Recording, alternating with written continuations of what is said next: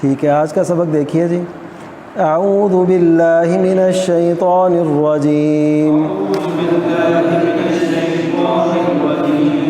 بسم اللہ الرحمن الرحیم، وآخرون اعترفوا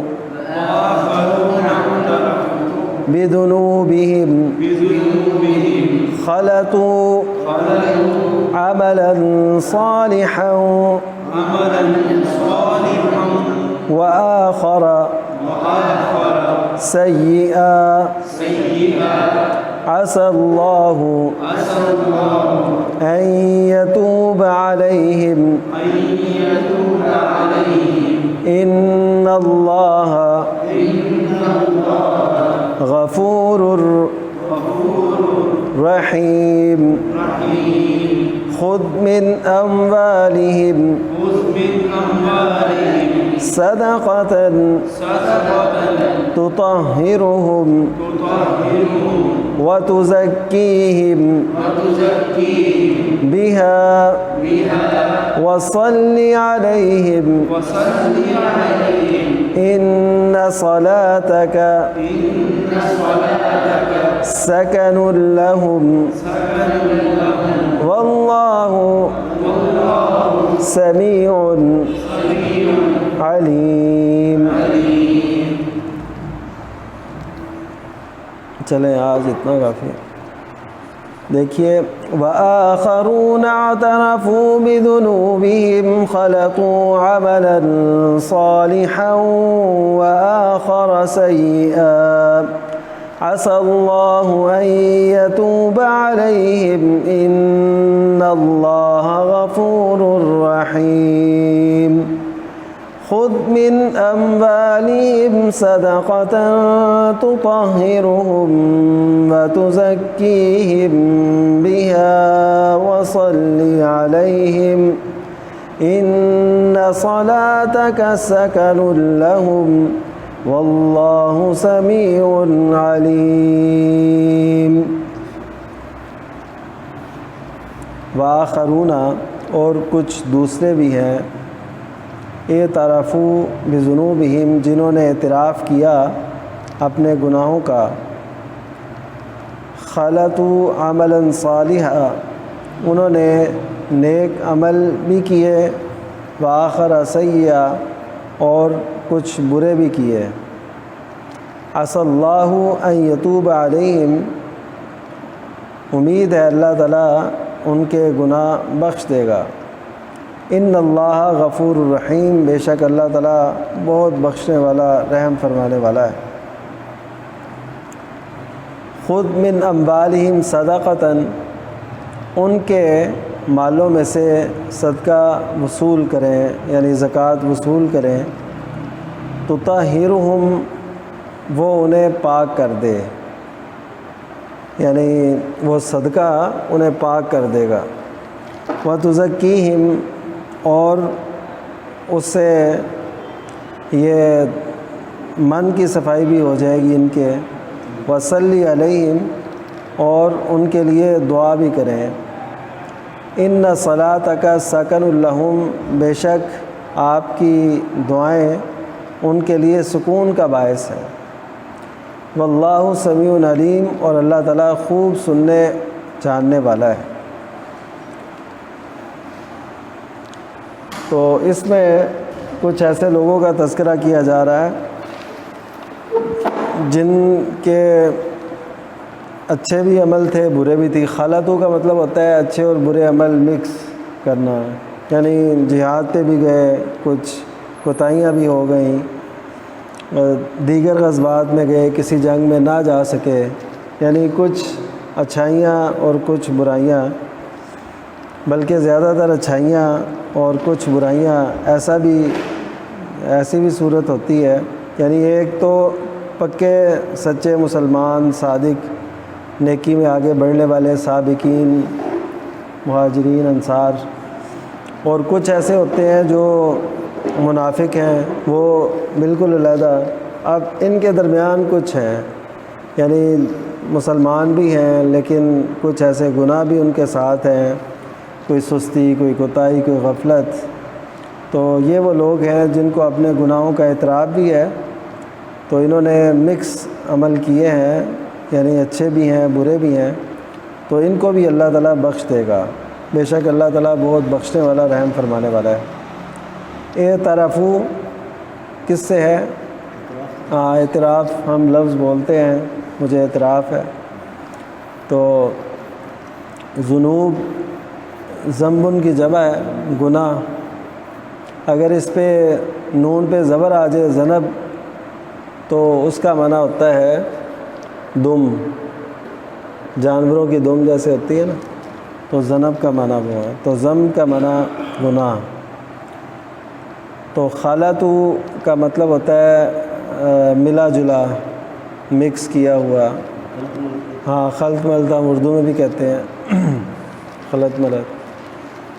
تو یہ وہ لوگ ہیں جنہوں نے دو قسم کے عمل کیے، اچھے بھی ہیں برے بھی ہیں. عموماً لوگ ایسے ہی ہوتے ہیں، تو ایسے سمجھیں یہ ہمارا تذکرہ ہو رہا ہے کہ اچھے عمل بھی کیے، کچھ برے بھی کیے.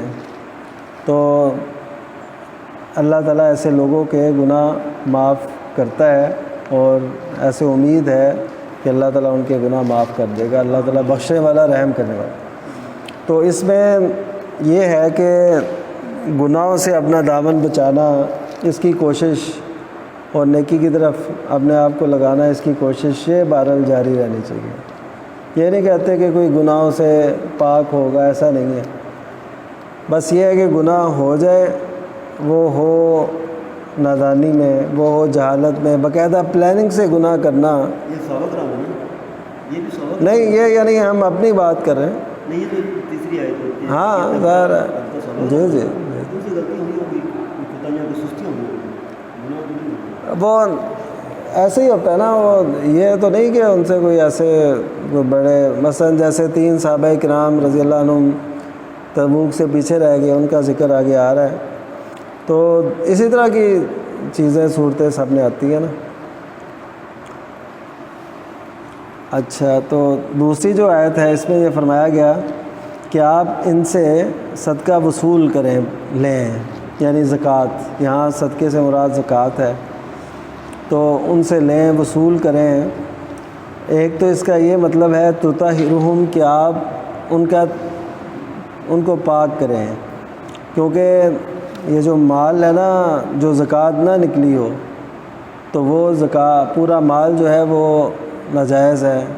تو وہ ایسے سمجھے اس کے اندر مانوی طور پہ پلیدی ہے، ناپاکی ہے. تو جب اس کا وہ حصہ نکل جائے گا میل والا، کیونکہ یہ جو زکوٰۃ ہے نا، یہ میل کچیل ہے، اسی لیے یہ ضرورت مندوں کے علاوہ جو مالدار ہیں ان کو نہیں دینی چاہیے. اسی طرح جو سید خاندان کے ہیں، یعنی جو نبی صلی اللہ علیہ وسلم کے خاندان کے، جو ہمارے ہاں ہیں موجود، وہ نہیں.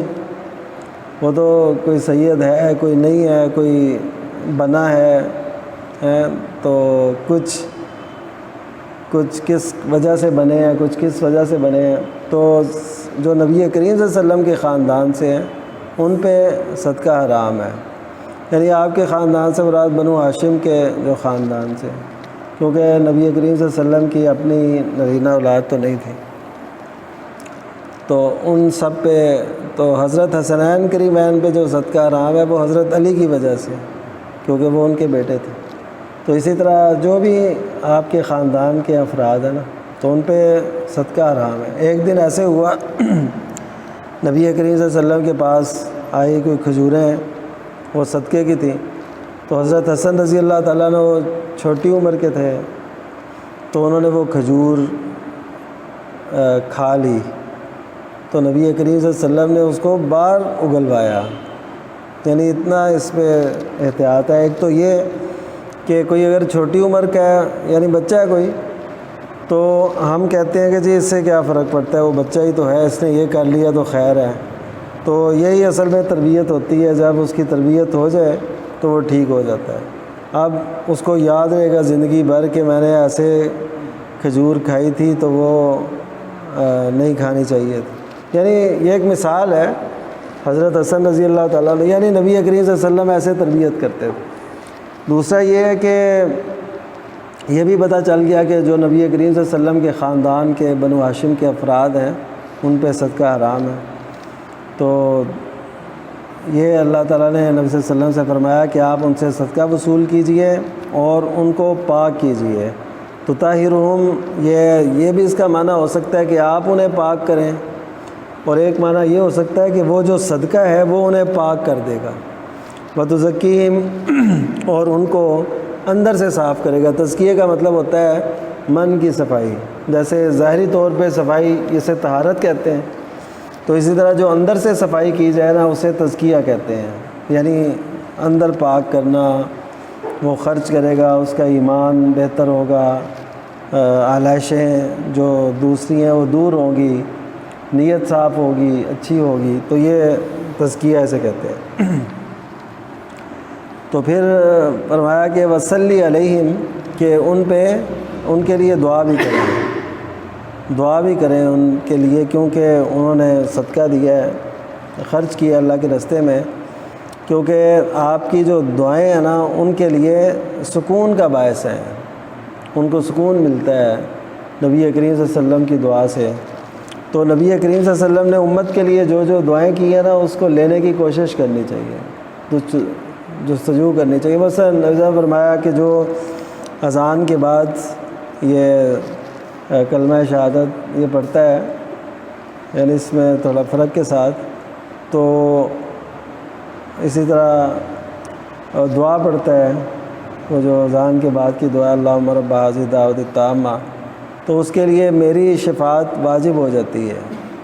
تو ایسے سمجھیں کہ جو شخص اس پہ عمل کر رہا ہے وہ نبی کریم صلی اللہ علیہ وسلم کی اس دعا کو لے رہا ہے، حاصل کر رہا ہے۔